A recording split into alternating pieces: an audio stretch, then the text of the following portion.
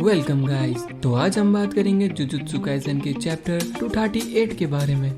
Chapter की शुरुआत वापस सुकुना वर्सेस कासिमो की फाइट से होती है और कासिमो सुकुना के ट्रांसफॉर्मेशन को एनालाइज कर रहा होता। और जैसे कि हम जानते हैं कि कासिमो खुद को पहले ही ट्रांसफॉर्म कर चुका और उसके ट्रांसफॉर्मेशन से शायद उसके पास एक्सरे विजन भी आ चुके।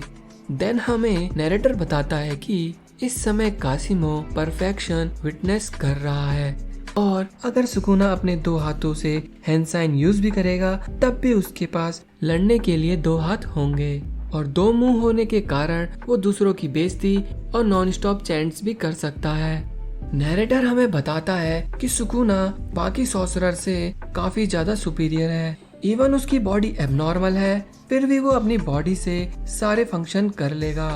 सुकुना ने 5 white generals, sun and moon squad जो कि नॉर्थर्न फुजीवारा क्लैन के थे उन सभी को फिनिश किया और यहाँ तक कि डेस्टिन स्क्वाड जो कि सुगावारा क्लैन के थे और एंजल जो कि एबी क्लैन के थे उन सभी को हराया और उन्हें रिट्रीट करने में मजबूर कर दिया था और सुकुना पहले से ही सुपीरियर था। कासिमो देन सुकुना की स्ट्रेंथ देख के मेस्मराइज हो जाता है और उसको ब्यूटीफुल कहता है क्योंकि जब वो सुकुना को एनालाइज कर रहा होता है उसने उसमें कोई भी कमियां नहीं देखी। देन वो उस पे अटैक करने के लिए बढ़ता है पर सुकुना उसे पकड़ लेता और बदले में उस पे ही पंच मार देता। फिर हम देखते हैं कि सुकुना उससे लड़ते लड़ते चैंट करने लगता और कासिमो को वार्न करता कि तू इस अटैक से बच सकता है तो बच के दिखा क्योंकि सुकुना यहाँ पर वही अटैक करने वाला है जिससे उसने गोजो को मारा था। देन उसने कासिमो पे डिसमेंटल स्लैश के अटैक को लॉन्च किया और उसके स्लैश को देख के कासिमो रियलाइज करता है ये वही अटैक था जिसने गोजो को मारा और कासिमो ने उस अटैक को नाम दिया दुनिया को काटने वाला स्लैश।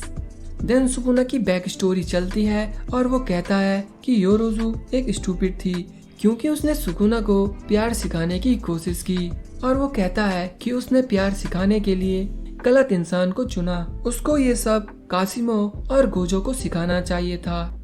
इसके बाद सुकुना ने अपने अटैक कंटिन्यू करे और वो डिसमेंटल स्लैश के इतने अटैक कर देता है कि जाल ही बुन देता है और कासिमो शायद ही इस अटैक से बच पाया होगा। और यहाँ पर एक फ्लैशबैक टाइप चलता है जिसमें कासिमो अपने पुराने अवतार में दिखाई देता है और सुकुना कासिमो से कहता है मुझे पता है तुमको काफी लोगों ने चैलेंज किया होगा ताकि तुम उनको एक्नॉलेज कर सको पर तुमने अपने हाथों से उन लोगों को मार दिया। और सुकुना बोलता है अपने अपोनेंट को मार देना क्या ये दया दिखाना नहीं तो और क्या है। और प्रेजेंट टाइम में सुकुना उससे बोलता है कि हम स्ट्रॉन्गेस्ट हैं इसलिए हमको प्यार मिलता है तो अकेलेपन की चिंता क्यों करना। कासिमो देन उससे पूछता तुम इतने स्ट्रॉन्ग थे तो तुमको सेटिस्फाई होना चाहिए था लेकिन फिर भी तुमने अपनी सोल को स्प्लिट किया और फिर टाइम ट्रेवल क्यों किया। सुकुना जवाब में कहता उसने कभी दूसरे से सेटिस्फाई होने के बारे में नहीं सोचा और ना ही वो सेटिस्फाई है और मैं जब चाहे तब खाता और अगर किसी ने मेरे आंखों में धूल झोंकी तो मैं उसे मार देता और अगर कोई मजेदार लगता तो मैं उसके साथ खेलने लगता। वो अपनी जिंदगी अपने हिसाब से जीता। अगर कोई मुझे किसी से कंपेयर करता तो वो उसकी प्रॉब्लम है मेरी नहीं। और उन दोनों का कन्वर्सेशन चलता रहता है। फिर सुकुना रियलाइज करता है जिस डोमेन में हकारी ने उरामे को ट्रैप कर रखा था वो टूट चुका है और साथ ही में वो ये भी नोटिस करता है कि कोई और आने वाला है।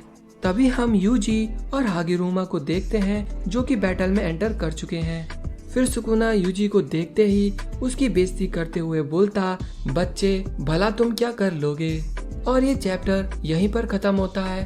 कासिमो तो इस चैप्टर में मर चुका है पर मेन कैरेक्टर यूजी की इस बैटल में एंट्री हो चुकी है और देखते हैं यूजी अपनी टेक्निक सोल स्वैप का यूज करता है या नहीं। और इस सब के बारे में हम अगले चैप्टर में जानेंगे। मिलते हैं आपको अगले चैप्टर में, तब तक के लिए पीस आउट।